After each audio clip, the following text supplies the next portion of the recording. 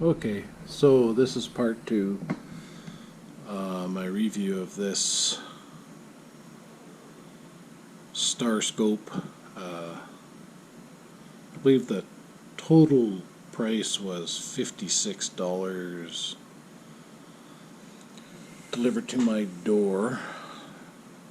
I didn't buy the extended warranty, which means you have no warranty. That's what I found out. So, the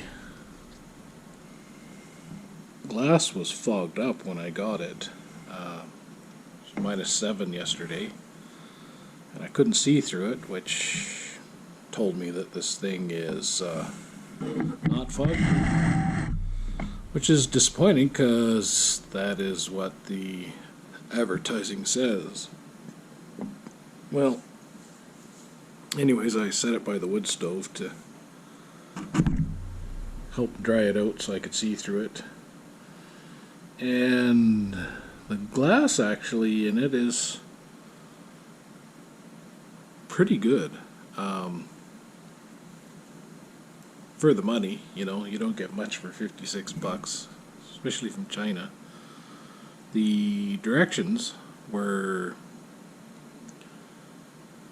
very poorly translated to English from Chinese. Yeah, caveman talk, really. They didn't spend a lot of money there.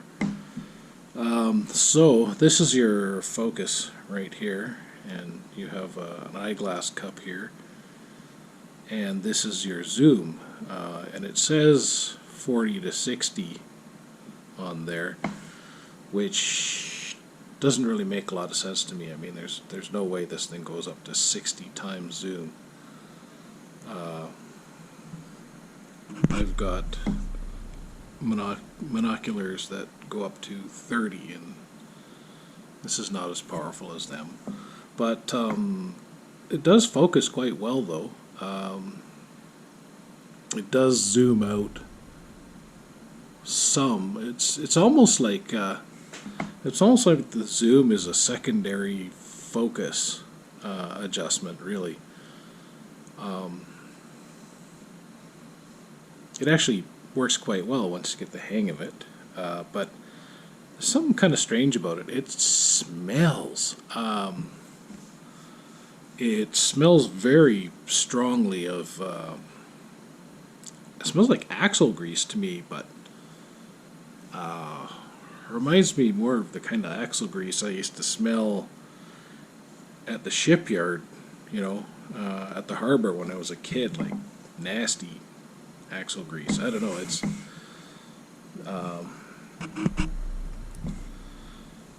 yeah, you'd think they would use like an odorless, but yeah, it's quite a powerful smell, and because it's not a sealed unit, if you get any of that axle grease on your skin or near your eye, it could be a bad thing, and I think that's actually what happened to me yesterday here. I took it with me on a hike so I could look through it, and the neat thing about it is, though, that it can focus up to about 2 feet away, and you can really, examine things, up close, like, say, if you wanted to look at a flower or a bee, you can do close-up shots. You can zoom in close, which is really kind of cool. Maybe that's what those 30 to 60 numbers have to do with. I'm not a real, how would you say, well-informed camera lens person. Those numbers could have something to do with that. The thing I wanted to test it, that I haven't had a chance to yet, was to go outside in the evening and just see how well it does in the fading light. And I haven't really had a chance to do that yet. But anyways, it's not junk. It's just not quite as good as it could be. Like if they actually sealed the unit like they said they did,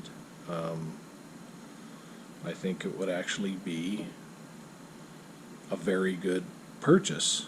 But since they didn't, it's really just kind of a toy, you know, like if you were going to go into the mountains, you probably wouldn't bring it because it would only be good if you had fair weather. Like as soon as it starts to rain or get cold, it's going to frost up inside, and it's essentially dead weight you'd be packing. So, but you know, just for, you know, maybe keeping in the vehicle or around town, I don't know, kind of a cool toy.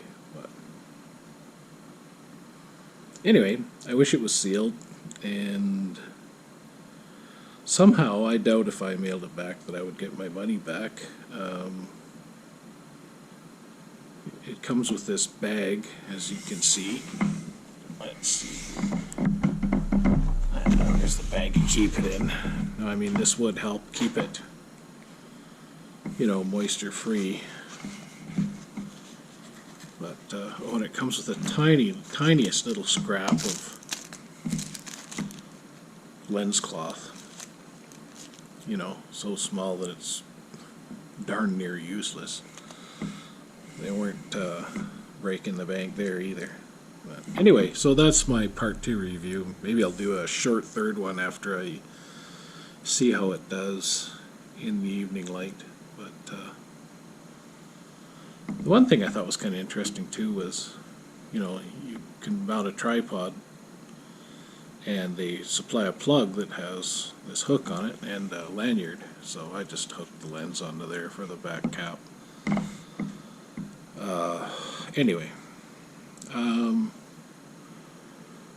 know, if you really like toys, but I don't know, the smell is quite powerful. I don't think anybody's going to like the smell of it.